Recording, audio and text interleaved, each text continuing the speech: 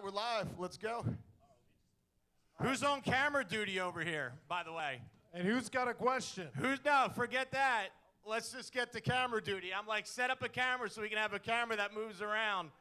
And then like, there's like 50 wrestlers in the back just like eating popcorn. And then why do we have the broken table for me? Is this like a signal? Is someone telling me, yes, indeed, you are turning 50? Like, I get the saggy table. All right.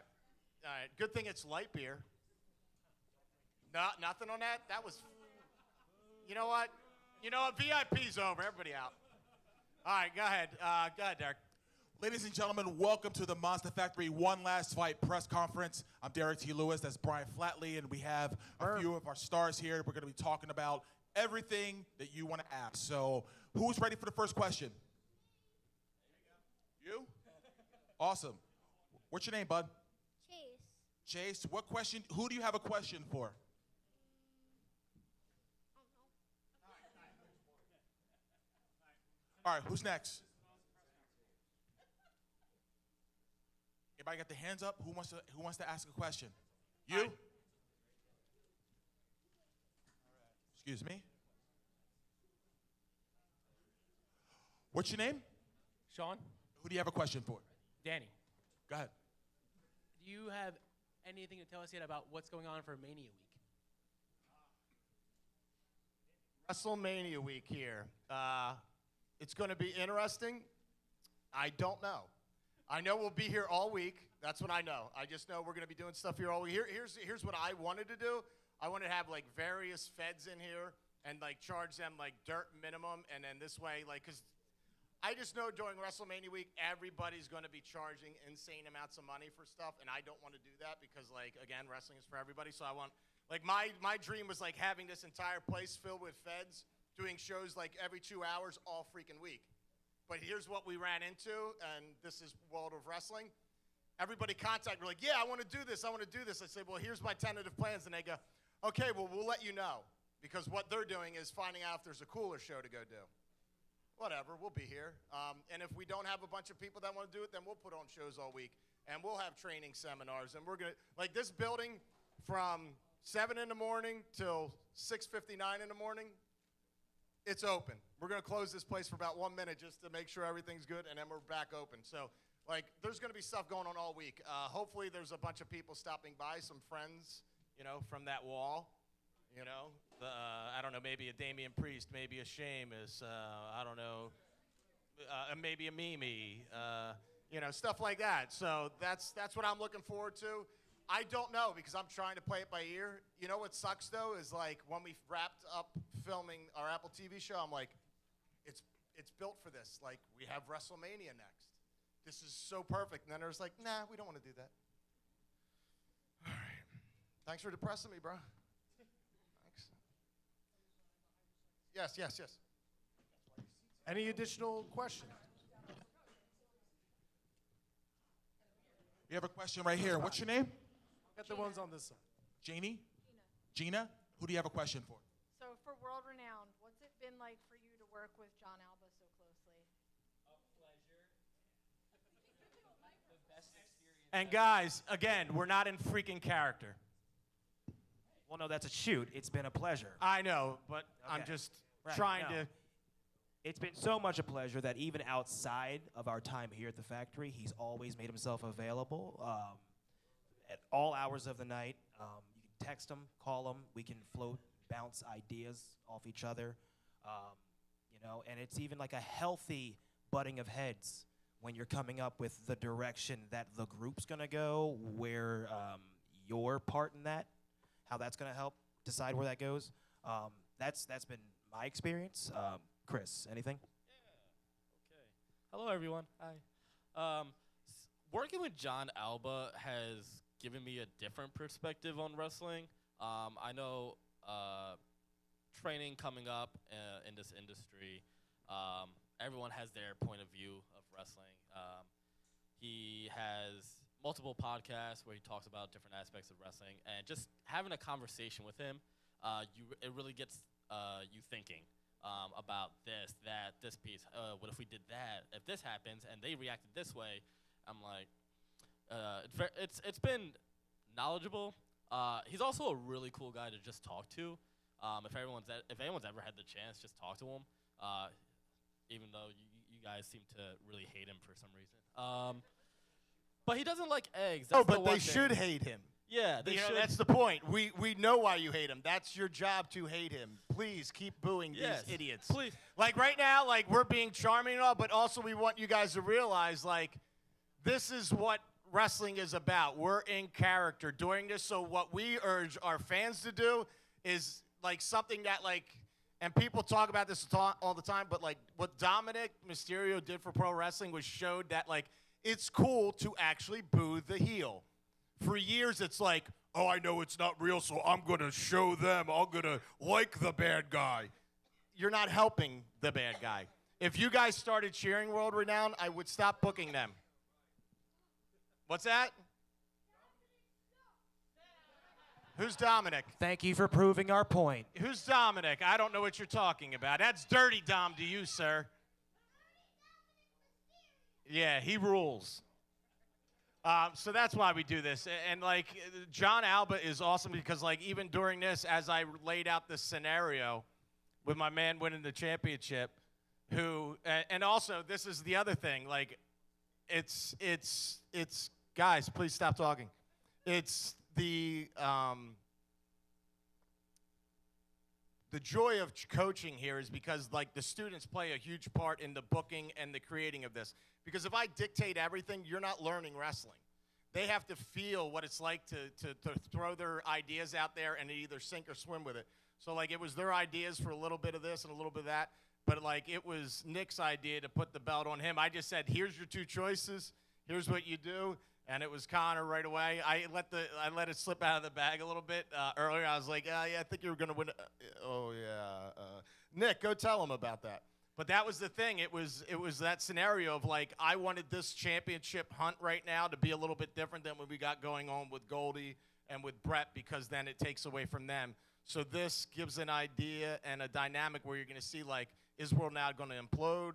Are they going to now like rally around because like they just saw Dad get hit while they were fighting, So like are they going to rally around that? What's going to happen next? And that's like the cool stuff I like with wrestling. And then like you'll see what he does with this belt is going to be pretty cool because, like, most places and most things you see when someone wins the belt and you're like, oh, it's a transition belt and all.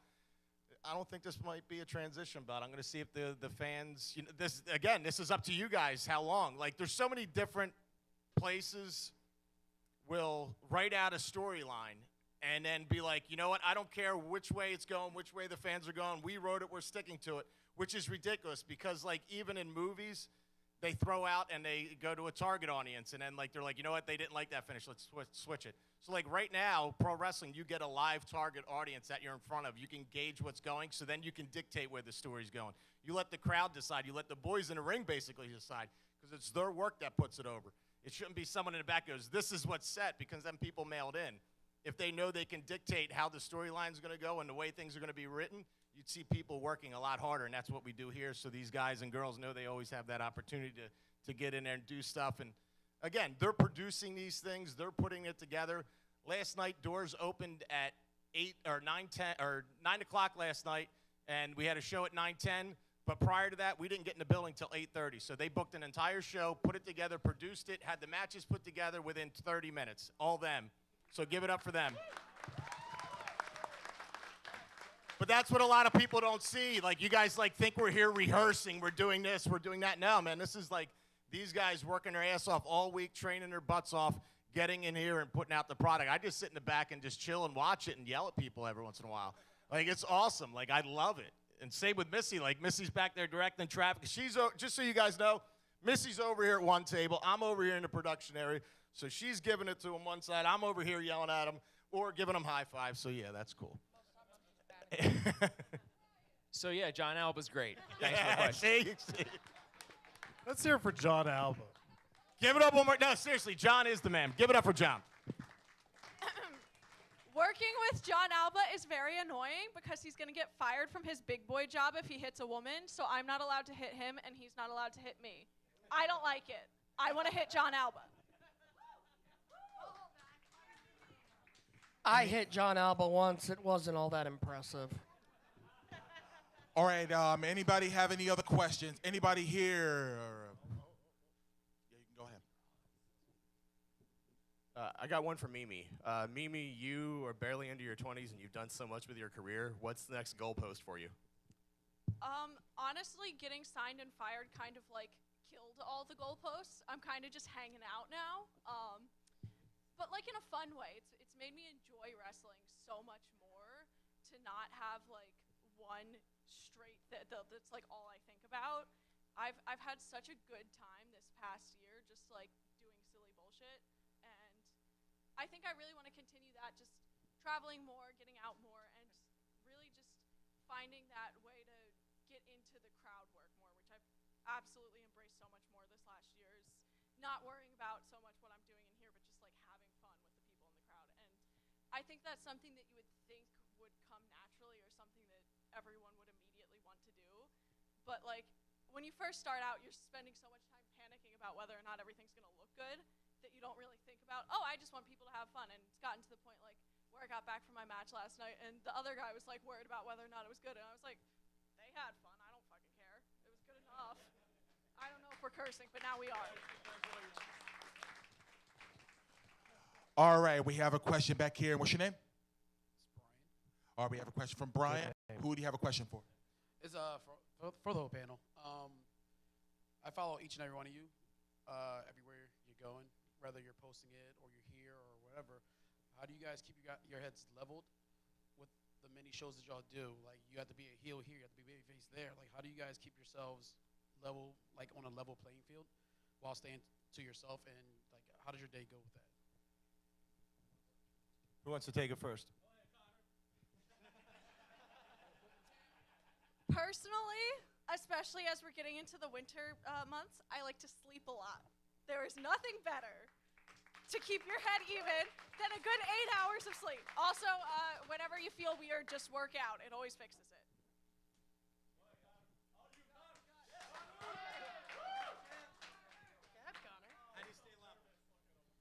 I just play a lot of video games. But like, this is one of the things, like, I think it's important that, like, I always tell our students, like, when they're in here, they can be in character like we're in the ring, but if we're having conversations, it's you, because, like, I want to know how you're doing. I don't care about your character. It's not real. So, like, that also keeps them level-headed. Plus, coming in here and having to put in the time, you know, that checks your ego a little bit, too. But, like, everybody here, like, honestly, like, this has been, like, one of our better groups of students, like, to the point, like, even somebody was messaging me and being like, when's the last time you had a group of students like this? And I was like, I don't know, like maybe 14, 15, maybe 2014, 15 and all. Yeah, like when we had a bunch of other people. But like it's like everybody here does their part, and that's what's good. Like everybody's starting to figure things out themselves. Like when there's a change of plans, like Mimi and Travis a couple months ago was supposed to be feuding with Clutch and Vanette, and that's why we took the championship off of Vanette, and then something didn't work out with that. Somebody couldn't make a booking, so then we had to move away from that, so we changed gears to here, and then that's why Vanette had to call back to this, because we're like, well, since we're not doing the tag team thing, we can throw you right back in the Supersonic mix. But that's pro wrestling. Like, it's not, you know, I used to write out this, like, intricate call sheet about, like, what our shows were going to be, and then, like, I realized as soon as, like, this person couldn't make it and that person couldn't make it, like, just write it in pencil and just hold on to it, because, like, everything changes, and that's the way it is in pro wrestling, and that's the way all these guys learn, is, like, on the fly. And since Danny likes us to rip the curtain all the way back, so I'll tell you how shows get booked here, right? I'll be sitting at home watching social media like most of you, and he'll announce matches. We don't talk. I hardly talk to Danny. We're both very busy. It's not that I don't want to. If you sit me and Danny in a room, we could be there for days chatting. We're the same person almost. But so he'll announce matches on social media. He'll be like, oh, okay, cool. So he'll announce, let's say, like 4. And then show day, I'll get here usually before he does, and I'll write a list of everyone who showed up who can wrestle. And then I write the 4 matches he's advertised. And then if I have a few minutes apiece, I put together matches I'd like to see out of everybody else and put it in order so that when he walks in, I go, what do you think? And he goes, I love it, do it. And I'm like, all right, cool. And then I usually book the pre-show too. Big ups to Chris for doing that for me today, because I was at Icons at the arena representing the factory with Mimi, and so I had Chris put the pre-show together for me, and I think he did a hell of a job. And big ups to Nick. Speaking of like different things everybody does, like and different hats people wear, like just so you know, like during a battle royal and every once in a while you'll see some of our junior kids in here. That's our juniors wrestling program, and it's for 10 years old to 17. And Nick heads that up. It just turned out like I give it up for Nick. Give it up for Nick. Because like I started doing it, and then like one time I couldn't make it, so he stepped up, and then. What usually happens is I see someone taking the wheel, and I go, all right, let me see if they can drive. They start driving. I go, good, you're on your own. Cool. And then every once in a while I check in, but it's been him running these kids and getting these kids through their obstacles, because, like, it's tough coaching kids because, like, we don't let them bump. So, like, what we do is everything's either on a crash pad or on the mats and stuff like that. These kids aren't bumping until they're 16 or 17. So our 10 to 16-year-olds are not bumping in the ring, so it's like a way to get around it. But it also shows you how many things you can do without bumping, because every weekend these kids are in here, and then they come in during the week with us and train. And that's like one of the awesome things is like opening wrestling up to everybody. Because when I was wrestling, I wouldn't want any kids around it, honestly. When I was in wrestling, my wife met 4 of my friends in wrestling. It was Damian Priest, QT Marshall, Mike Reed, and Cliff Compton. They're the only 4 friends my wrestlers have ever met. My wife has ever met back in the day when I was wrestling, because it was just a bad sport. And right now, I love the direction of it. It's more open. It's stuff like that, and everybody's involved. The kids are all out here. Parents are taking them out and supporting them, and that's what's awesome. So give it up for all you guys coming out here and doing all this. And real quick, I love all of our juniors. I'm not here on Saturdays for that class, but Aiden and Cam come in on Tuesdays when I coach. And John. Who's John?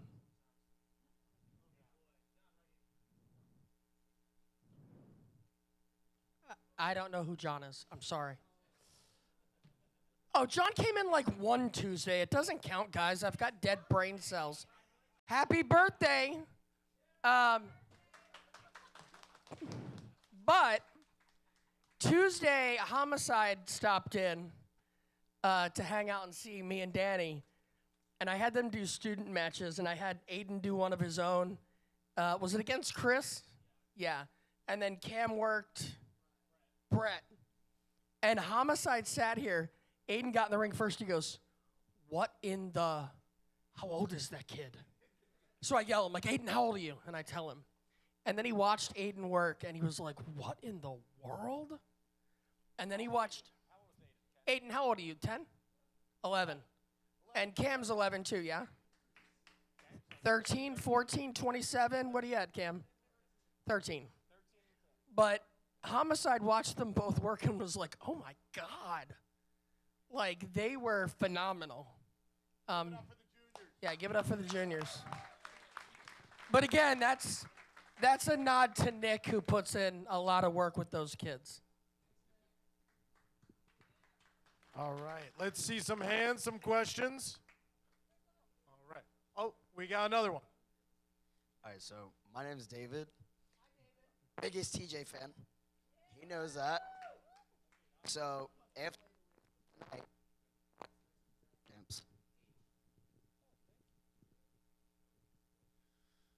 what is next for us? I honestly have no idea. So at this point with wrestling here, I just want to be able to give all of the new people that come in their first taste of a longer match, a competitive match, to get into that, like, to learn how to get to the next level. Because so often when you start here, like, you're in the ring for a few minutes, you do the same formula of a match every time, and then you go home and you keep doing it. But then eventually you'll go out, you'll leave here, go to another promotion, you'll get like 15 minutes in the ring, right? And I've seen a lot of people freeze up and not know what to do, and then they'll go out there, like, get hurt. And I don't know, I just feel like for here to be able to help in that regard, it will go a longer way than, you know. So for the tag team, for us, I feel like whoever wants to step up and see if they can hang at that next level, that's who I want to compete against. I am not cutting a promo, Right. okay? But because I was telling Mimi, like, I came through the curtain. I think it was either last night or tonight. I was saying about like how I like their dynamic they're creating, because I don't want it to be the usual guy-girl tag team where it's either too quirky, too cute, or it's too like, too coupley, or like she's the one who does the smacking and then the guy stands in the front and acts like he has to protect her. I like it that they're just two badasses having fun out there, and like that's the thing I wanted. That's why like we don't have a women's championship anymore. We don't have a girls' championship anymore, because like there's not a men's championship. So like everybody should just be going over every championship. That's why we don't call it the heavyweight championship anymore. We just call it the Monster Factory Championship, because there should not be a weight limit. It's just whoever wants to wrestle. Go out and get it. So that's my idea for everything. That's why we got rid of the belt. That's why Supersonic has the women's getting in there. The tag team has it, and then eventually there'll be women challenging for the Monster Factory Championship and all that.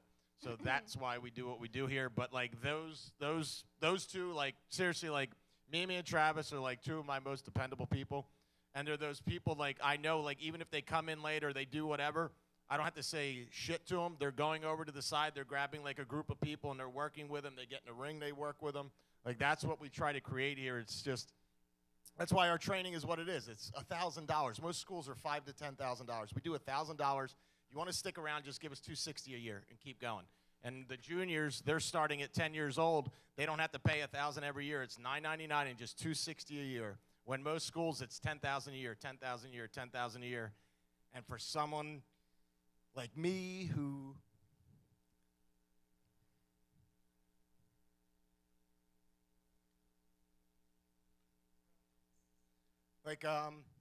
when I was a kid, like I needed something like this. And when I was 18 or 19, I needed something like this. So that's why I do this. So here, I'm gonna drink and get composure. Teaching kids healthy Danny coping Cage, skills, ladies and gentlemen. All right. Healthy coping skills. We have another question. What's your name? I'm Scott. And who do you have a question for? Danny. I'm on a roast now, bro. What do you got? Yeah, you're right. No, Ty Awesome made his debut tonight. I was wondering what your take was on his On performance. who? Ty Awesome. Oh my God, it was amazing. All right, where's he at? Where you at? Come on, Ty, get up here, damn it. Hustle it, pep in the step. I'm Dad. That's why I asked. All right. So Ty, how close are you and your dad? I've known him for the last, since I was born. Awesome. So you're real close. Cool. So like Ty's over with me because when I came in, he shook my hand. He bullshitted with me for a second, and then he went, "Hey, I know you're a big fan of edibles. Here's some edibles." And I was like, "Yeah." And they're in here. They're in there. I haven't taken any yet. That's after this. But it was very impressive. And then I said, "Did you notice when you hit the shooting star press, people exploded for it?" And he was like, "Yeah." And I was like, "Do they do that everywhere else?" And he goes, "No." I go, "That's because we don't do it often here. That's why we don't have a lot of stuff happen here. So once it happens, there is actually a like, oh, wow, it means something." So we're trying to like recondition the fans without like reconditioning the fans. Like I don't like to spoon feed our fans. I like to lead them breadcrumbs and all. So they're like, and then like, oh, now I realize it. That's why we don't get all that. Because if every match did incredible things like him, it's a stunt show. It's not a wrestling show. And I like what we do. I like the storytelling, and he hit it at the perfect spot, hit it at the perfect time. Plus, he's super helpful. Like in the back, he was looking around. Do you need this? Do you need? That's what I need here. That's why I like wrestlers like him coming in here. So, yes, he is the man. You want to put anything over besides yourself and your awesome edibles? I just want to thank you for the opportunity. This is a huge bucket list for me, and I've got to know people like Brian, like Max. So, just to be in this building is, an honor. Thank you for having me.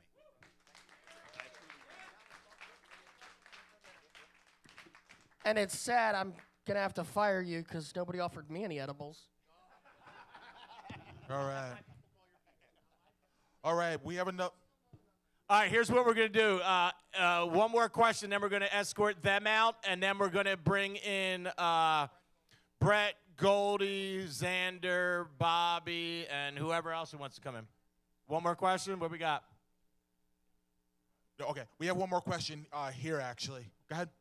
Mine was for Mimi. I was going to ask, what was your time like in NXT, and what did you learn from that experience?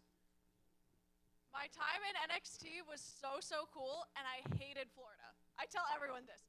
NXT, awesome. Florida, disgusting. It thunderstorms every day at 3 p.m. It is so humid. No one can drive. Also, there's so much Disney traffic. However, NXT, really cool. It's almost like a wrestling college. Like, that's what I can best equate it to.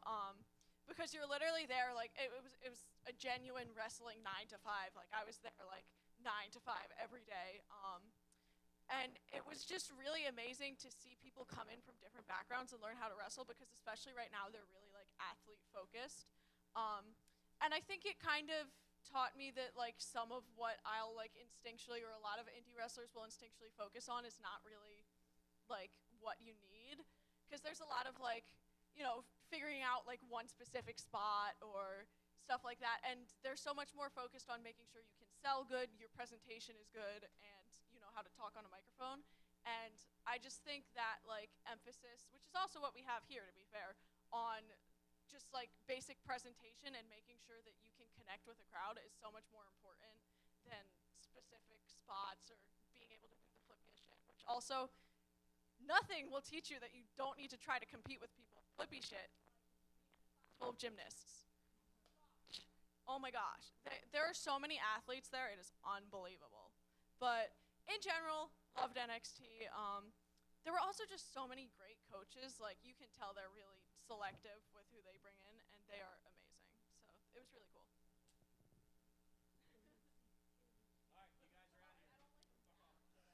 All right, guys, that does it. Thank you for so your much questions. coming out. Appreciate it.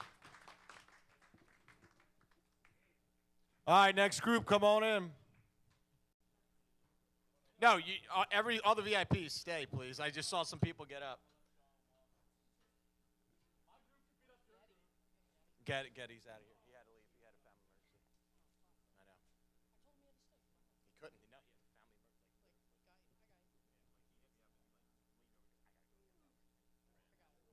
emergency.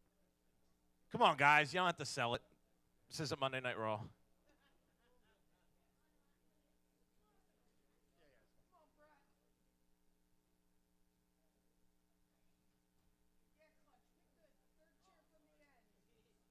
Just maybe don't sit down yet.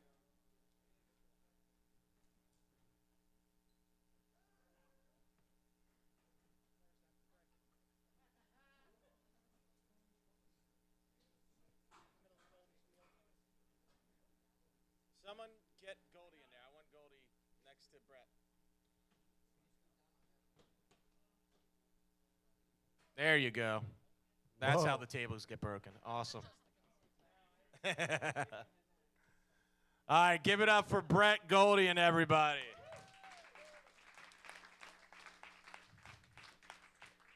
All right, let's see. This was just chill out for a second. Sorry. So this was a long time in the making, and this is what's so great about, like, being in a group with people, is eventually that group breaking up and be able to, like, compete against each other and create magic with each other. Like, that's what's cool shit. So, like, you guys can ask the questions and all, but, like, these guys are – tonight was good. So give it up one more time for those guys. All right, now ask away. All right. Your name, sir? Meg. And what is your question? Why did exactly. Why did you double team the guy with the blue pants? Why did you double team the guy with the blue pants? I told him to. I wrote it. That's what happens in pro wrestling, guys. These guys do what I say. They give me suggestions, but, like, they don't really hate each other, so, like, it made sense story-wise. Why don't you guys tell, like, the story-wise, like, why that made sense? Have you guys explain it.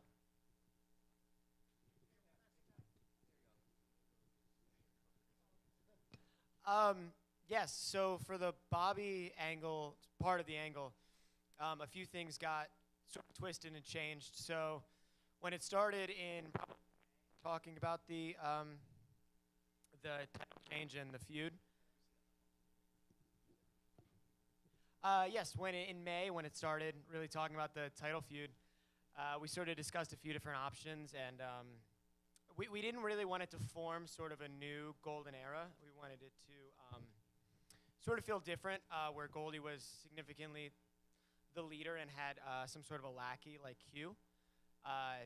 So when that came into play, and Q and Bobby have been eternally linked for a while, probably like a year since they had the split last year at Turkey Slam.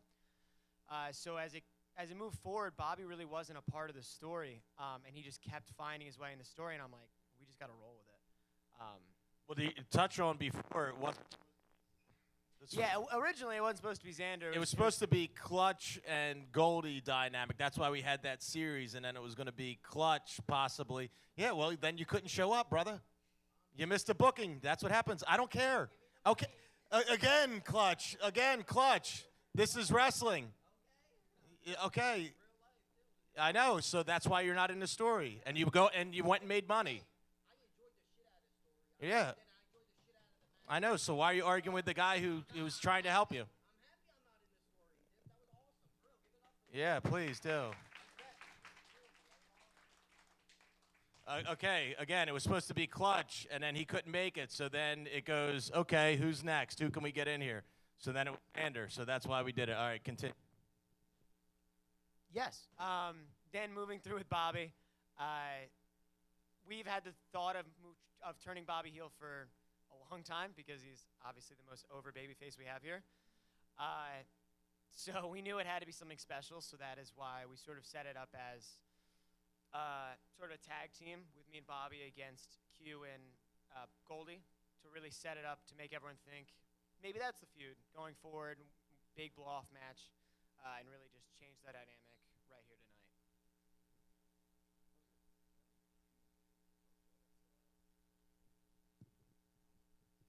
All right, let's see some hands. Any additional questions? All right, let's bring it on in. Your name for the crowd, sir? Phil. All right, Phil, what you got? Hey, Clutch, what made you decide to come back to the Monster Factory?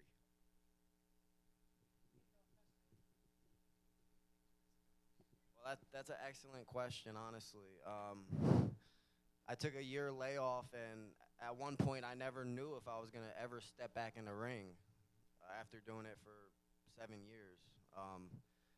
But one thing brought me back to the Monster Factory, and that is the love I have for professional wrestling. That's been there since I was a child, since I could even remember growing up watching endless amounts of memories. Me and my brother watching matches, videotapes. Like, in my darkest times as a kid, I would watch, wrestling, and it would take me away from my reality, and it brought me somewhere else. And I've always had a special love and a connection for it, because of that. So I couldn't, Dan invited me back, and, I love the business too much, and, I know who I am as a person, so people could think what they want, but it is what it is. At the end of the day, I love this business, professional wrestling, and I always love it. I'm a fan first, so that's what brought me back. I'm a fan first.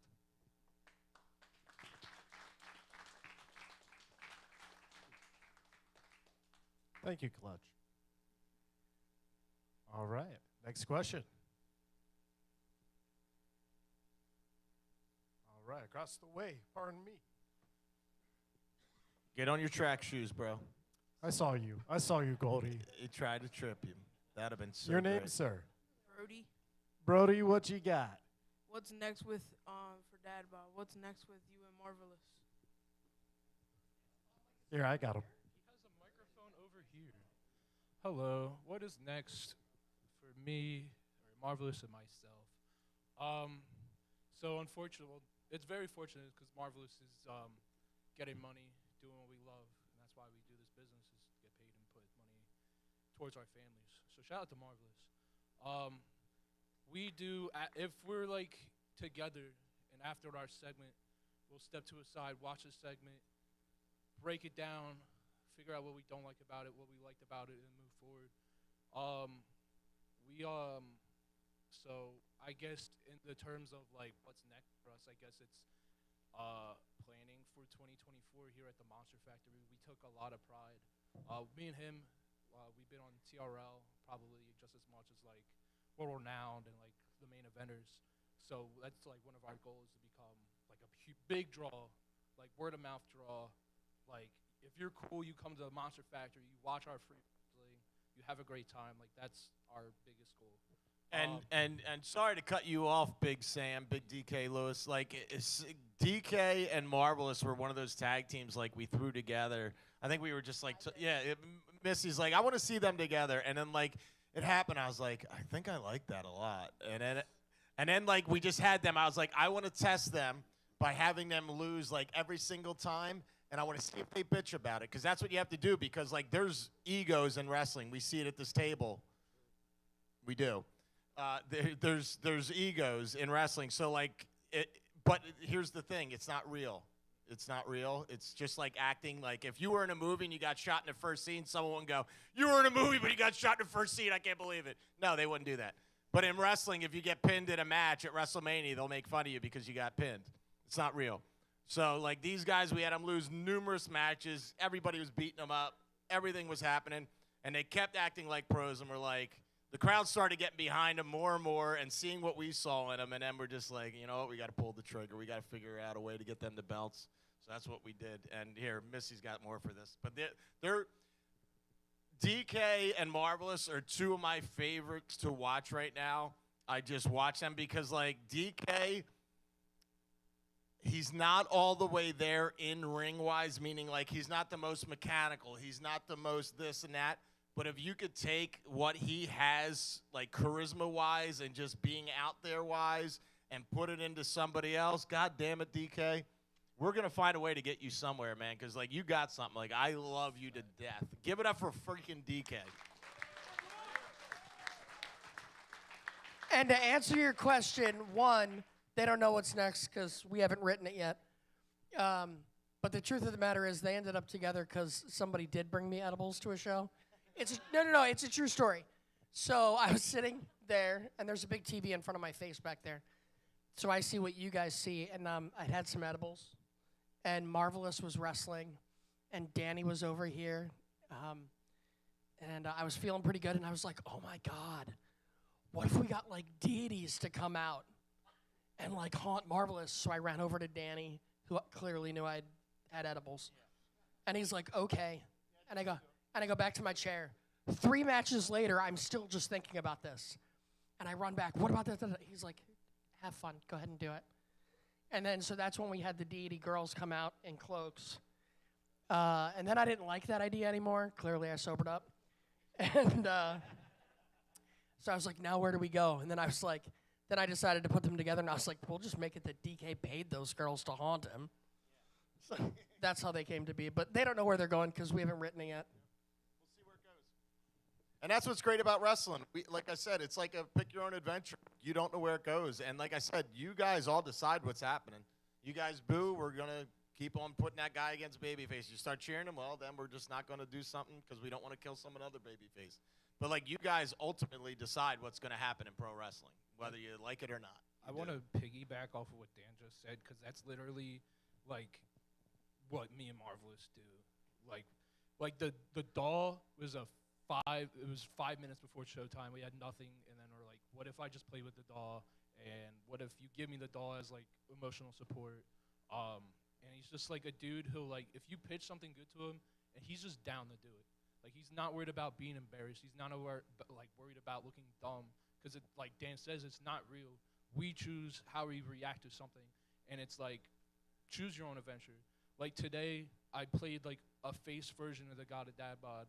Friday, I can just tell you your mom sucks eggs. And then it's back to square one for us. But it's okay because, you know, him and I are both, you know, well-rounded, and we're just going to keep bouncing ideas off each other to get the reactions that we desire until we get signed and just make wrestling cool as shit again.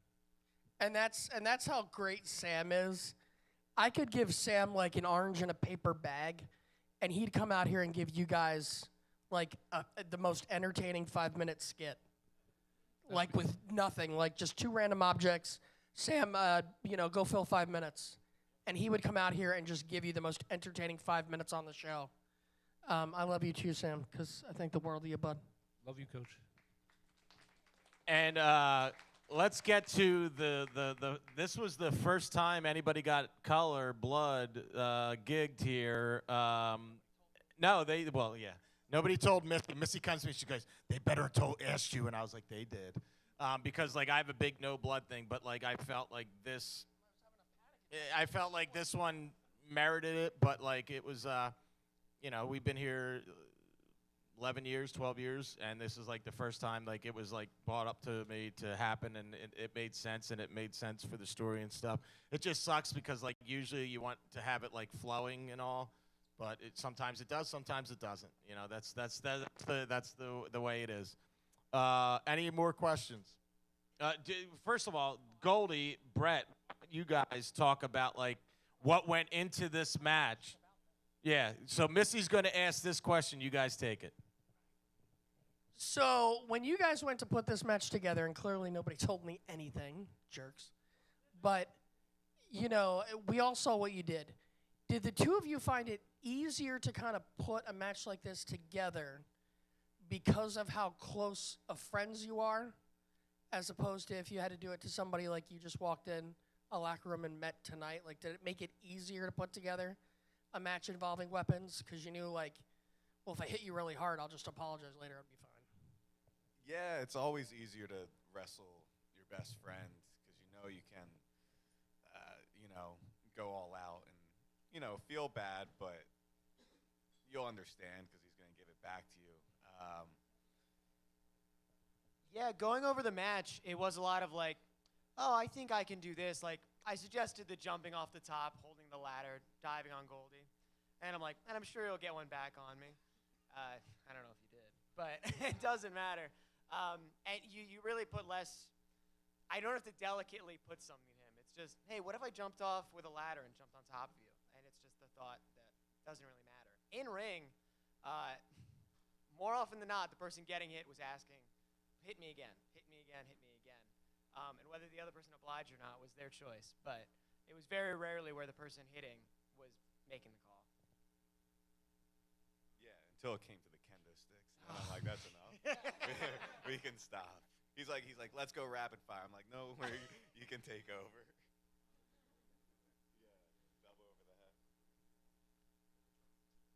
We have a question over here if you guys are all set. Mine is for Goldie. Goldie, what was your experience like back in October visiting the New Japan Dojo, and what was it like working with AEW for a time? The New Japan Dojo was amazing. I mean, the scariest thing I've ever done, one of the hardest things I've ever done.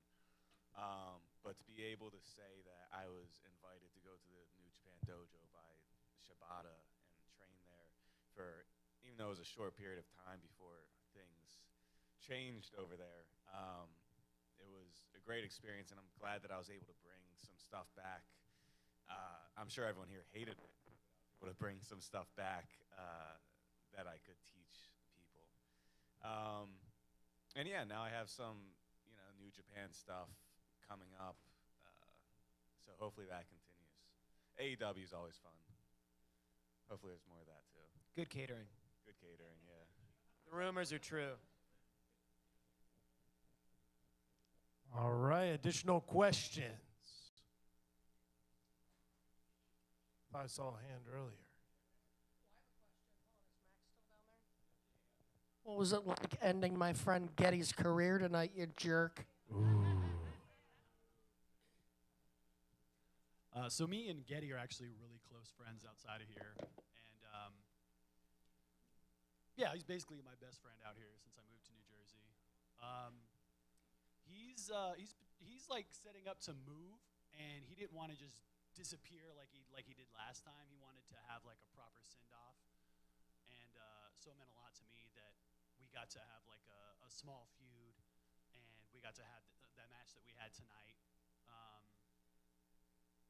Yeah, I mean, he wanted a proper send off, and he also wanted to hopefully give me a little boost to show that the character Max Sterling cheats as much as he needs to, but when the chips are down and he has his back against the wall, he knows how to bring it. So hopefully that's what we did for you guys tonight. But I was just as sad as anybody else, Missy, to do that. But wrestling is wrestling, and just because he's planning on moving away, there's been stranger things that have happened. So we might see him somewhere down the line, but yeah.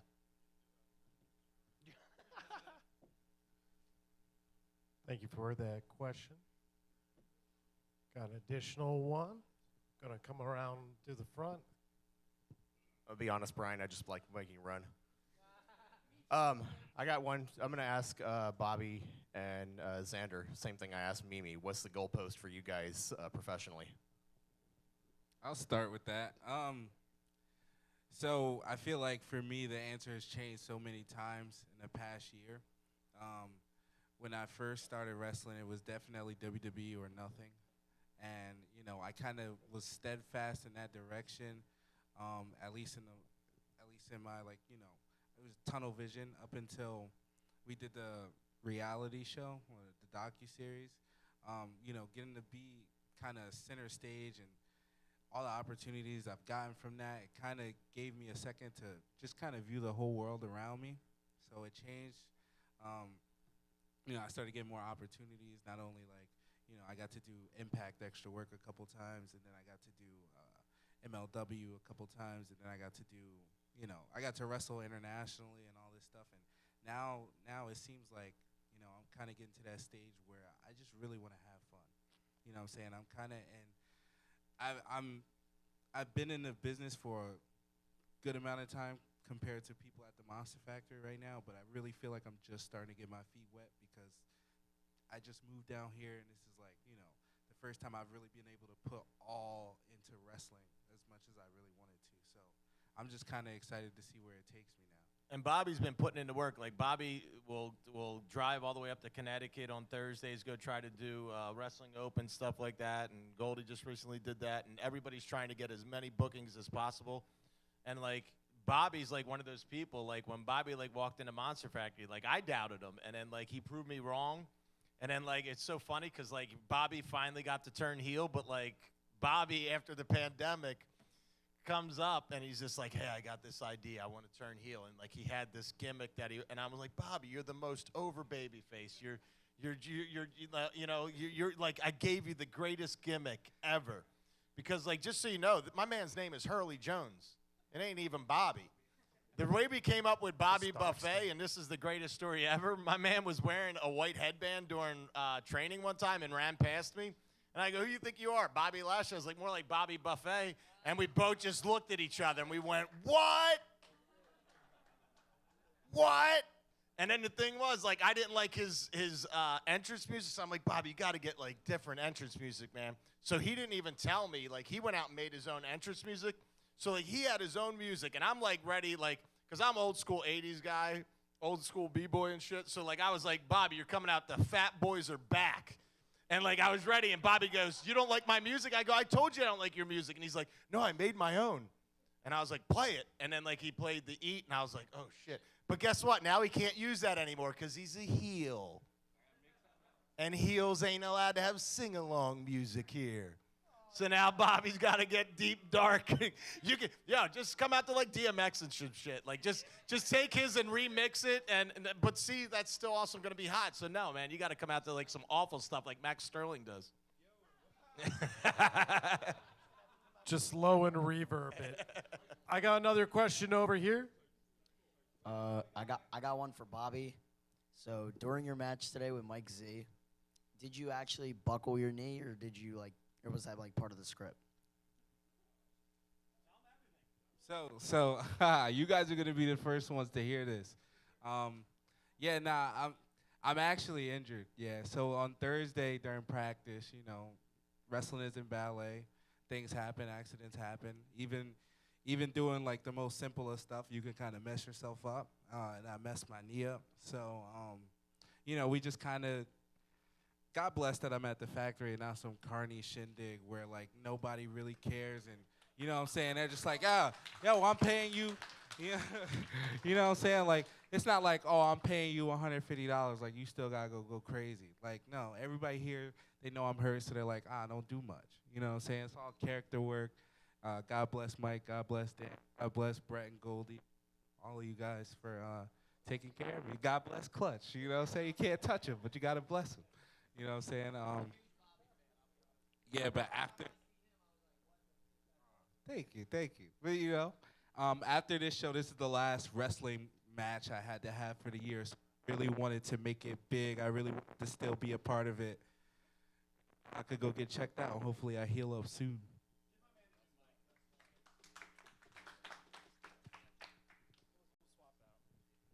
We'll swap out. All right. Oh. And real quick, while you're swapping, I have a question for Danny. Because, again, I'm not kidding when I tell you we don't really talk.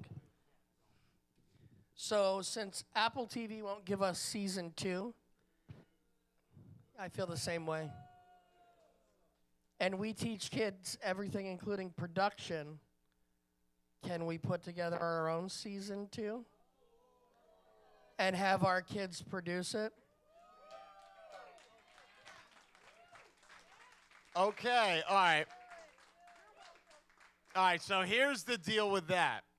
I would love that to happen, but someone's got to operate the cameras.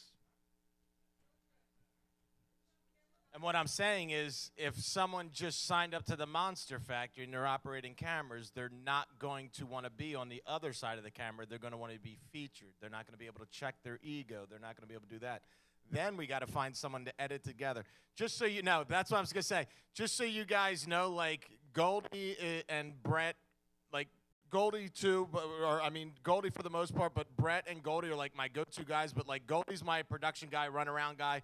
Brett's my booking guy, idea guy, stuff like that. But, like, Goldie is, like, technically sound with everything we have in this building. And, like, there'll be times, like, he's getting ready for matches, and the sound will go out, or something will go out, and I'll be like, shit, I can't figure this out. Get Goldie. And then Goldie has to run around the building, do that, and then run back, get ready. So, and then, like I said, and then Brett is the same way, like with matches and stuff. I can ask Brett advice. Like, I want you guys to talk about the story you told in your first match, because that story was fucking brilliant. Like seriously, like if you guys hear like the back and then watch it again, like that's what's going to be great about stuff like this is you can see like, it's like basically a director's cut what we're trying to do with this. So, like, those guys are the best. So that's what I worry about is, like, putting too much on everybody else's plate. You know what I mean? Like, when we were filming the reality show, we filmed and we left, and they edited it. Oh, God damn it. Max Sterling, you spilled my beer again. He did it before the show. But that's what I worry about. Like, I would love to, but that's what I worry about. So what you're saying is if I can find people to hold cameras and edit a show, I can get you guys season 2. Let me see what I can do. Don't worry, Goldie, I won't put it all on you. We got a question. Where was that? Raise your hand up high. Let's see. Coming on through part of me. Is that Johnny? I can't see. Hey, John. Hey, John. What did Goldie use as blood? His blood. That was real, brother. That's his blood. Oh, I thought he was still eating it. I went to interrupt his meal. I'm like, that's a good question, though. Yeah, blood.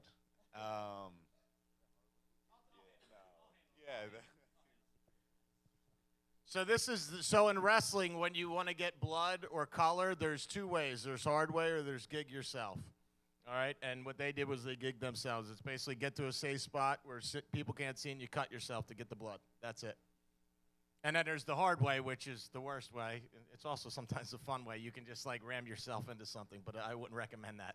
I'd much rather go, I'm cut, than I'm cut.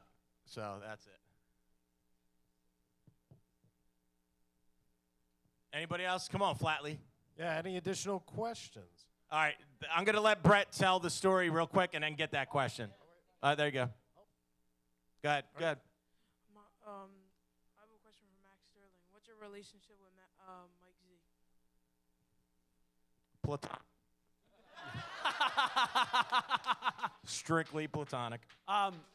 So that was when I came back from my shoulder injury.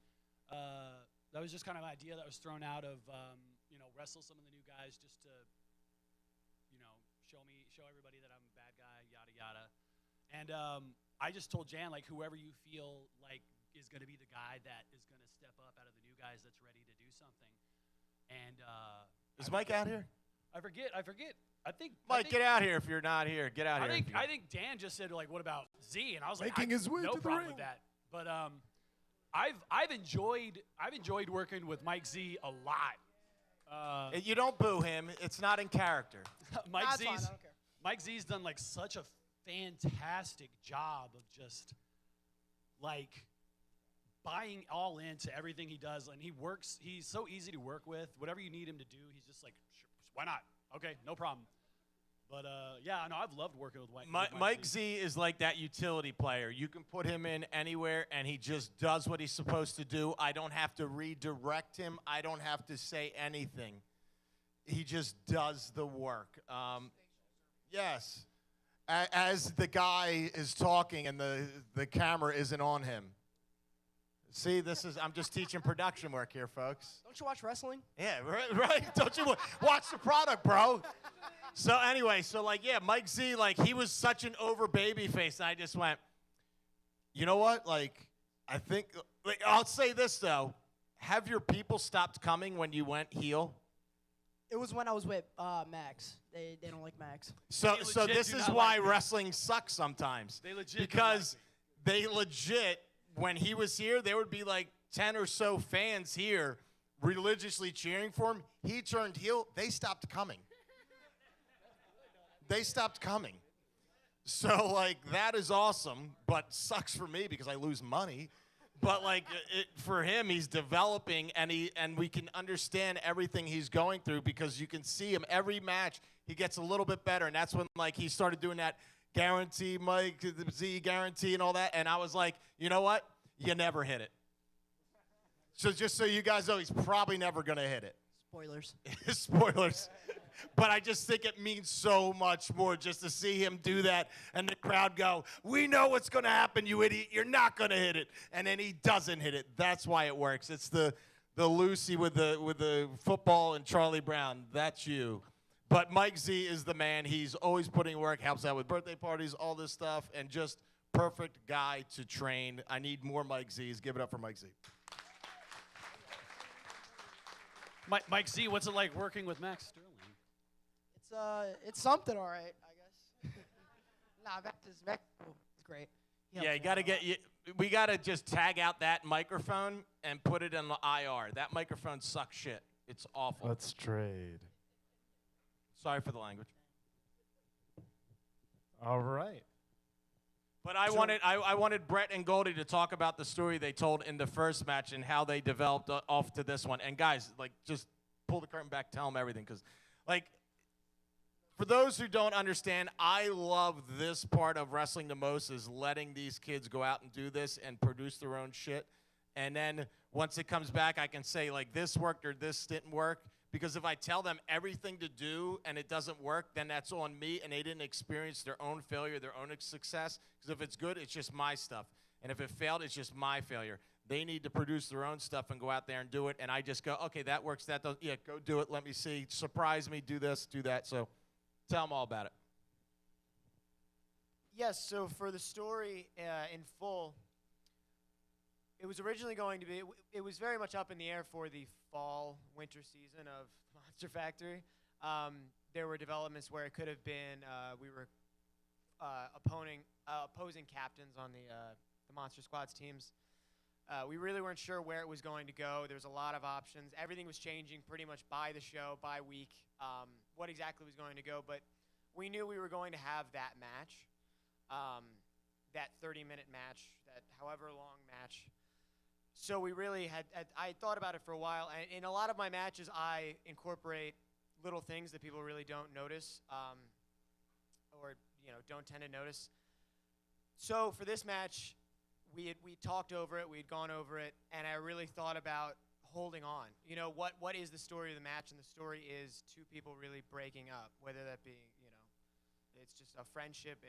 It's the end of the friendship. So many things go along with that. And a lot of times when you tell a story or go out there and tell a story, it's always an action movie. It's always, good guy isn't going well. Then he wins in the end. And that isn't always the story that you tell. Pro wrestling is an art form. It is a form of art. It isn't just action movies. It is everything. So with that, I really wanted to tell a story of a relationship. And the relationship was that I was holding on. I couldn't stop holding on to Goldie throughout the match. There was multiple points where every time I held on to him, it bit me in the ass. He would hit me. He'd knock me out. I'd hold on. I wouldn't let go. He'd hit me. So finally, at the end, when we discussed the ending, which we must have talked over 1,000 times, I knew that it had to be letting go. So he has the chair. I have the chair. And finally, I just let go. And that's what allows me to win.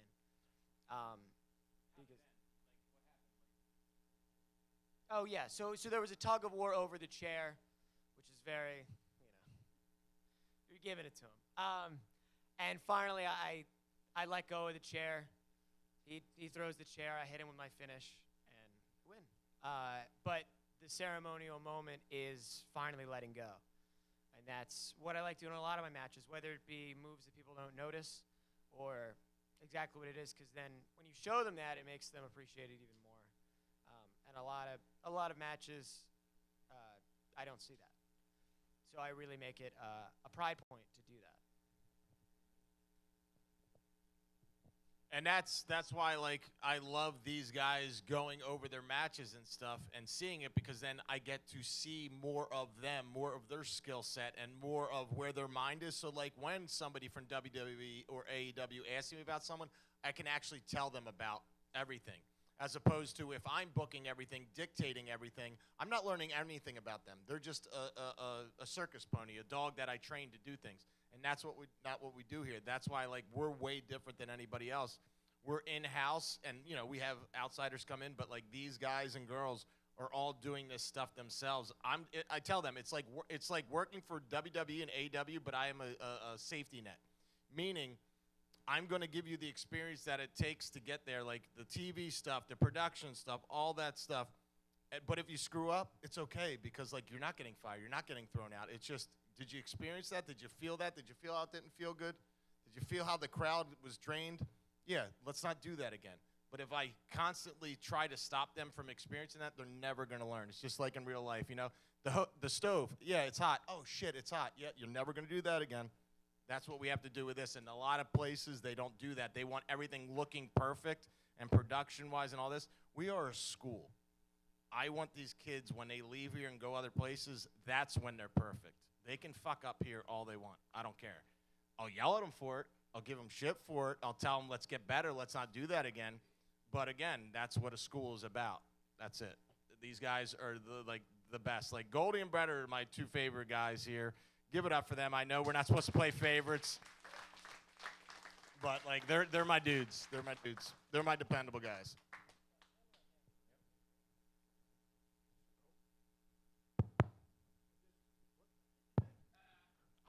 Talk into it. That's how you test a microphone.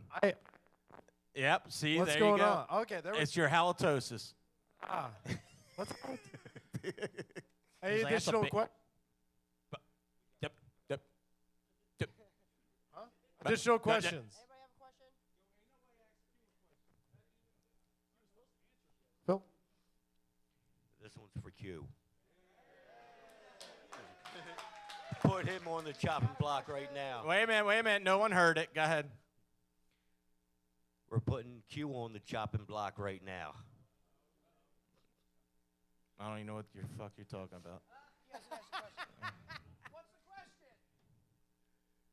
It's the same question I posed to Nick Petit. What we got? All right. What was your reason to come to the Monster Factory and what do you want to gain from becoming a wrestler? You want to pass this down, or are you going to give him a mic? You got a mic?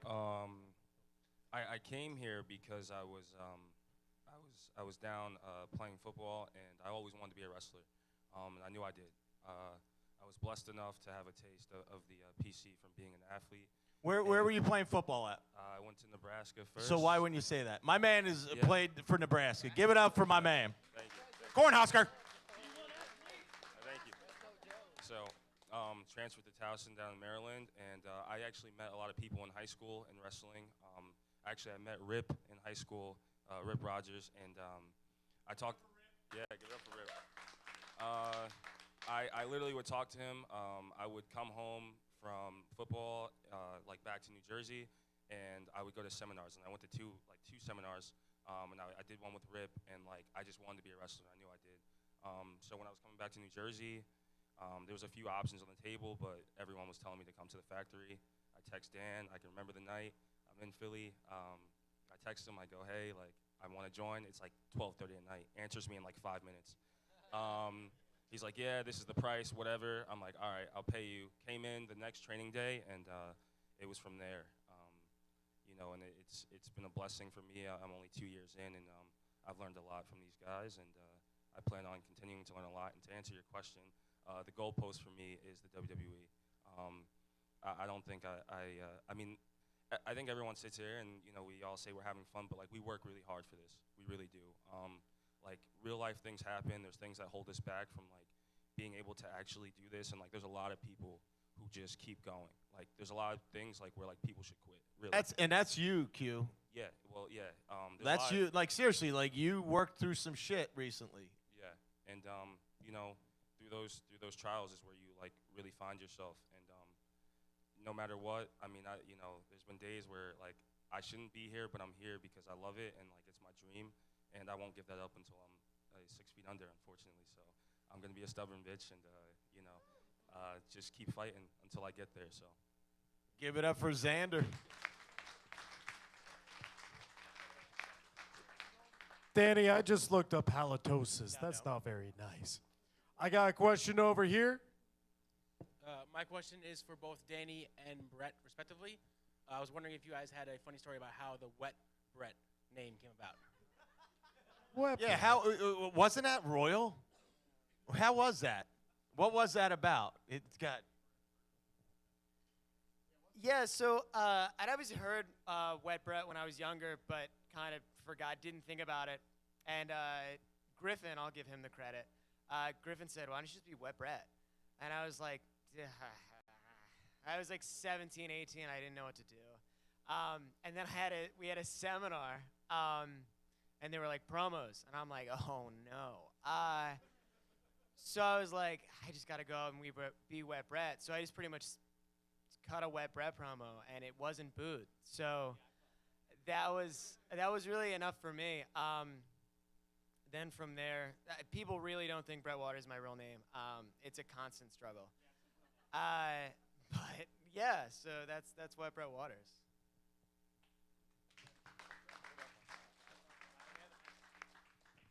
All right, we're just gonna.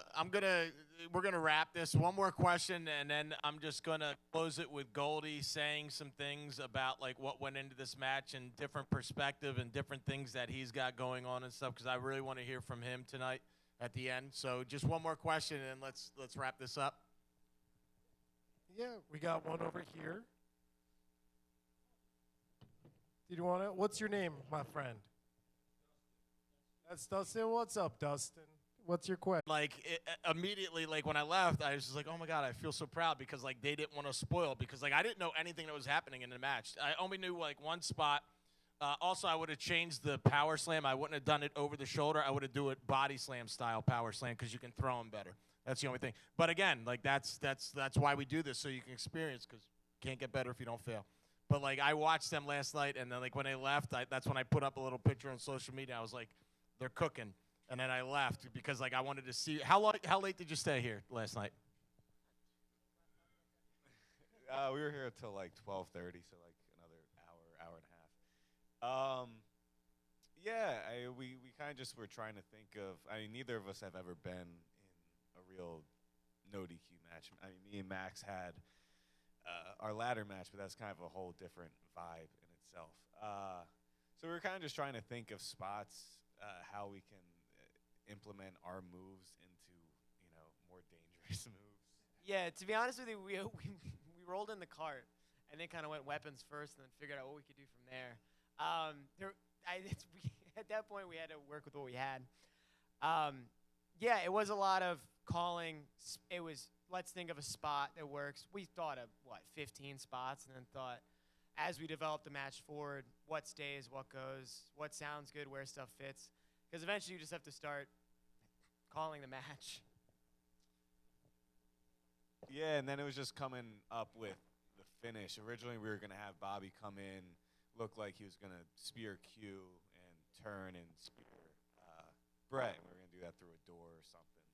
But then Bobby being hurt, we didn't really want him running and spearing, so we changed it today. We came up with having that kendo stick be left there so that he could pick it up and turn his attention and use it on Brett.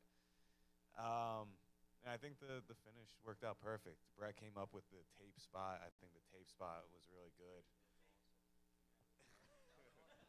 The tape spot was hype. Like, I saw the tape spot. I go, they better utilize him. He better be choking people. He better be putting motherfuckers in shit. He better be doing something. I just don't want to see him, like, hobbling around taped up like some gimp and stuff. But my man, when you locked in the cross, like, I was like, damn, this is really good shit. All right, take over.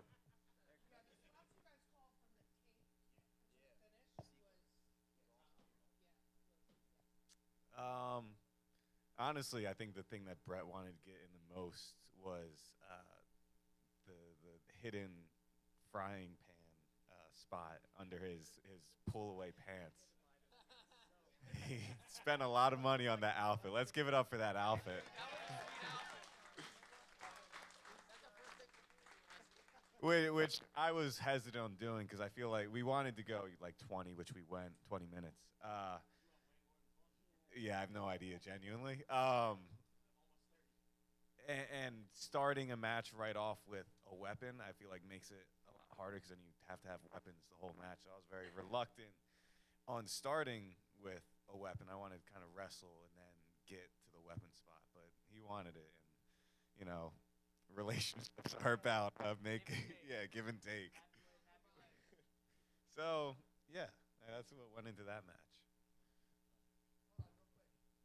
Somebody asked about Max and Mike Z, and Danny said it's platonic. Well, when it comes to Goldie and Brett, I'm not sure.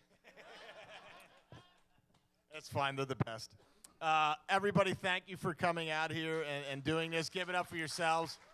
It was just so much fun. And we're going to do this more often. We'll be back in the new year. Just know that we're going to do these pressers every time. It's just called Project Monster Factory. Just search that. And also go back and look at all the stuff that we did. So now you can draw reference from what we talked about and stuff. Thank you so much. I love you guys. Thank you.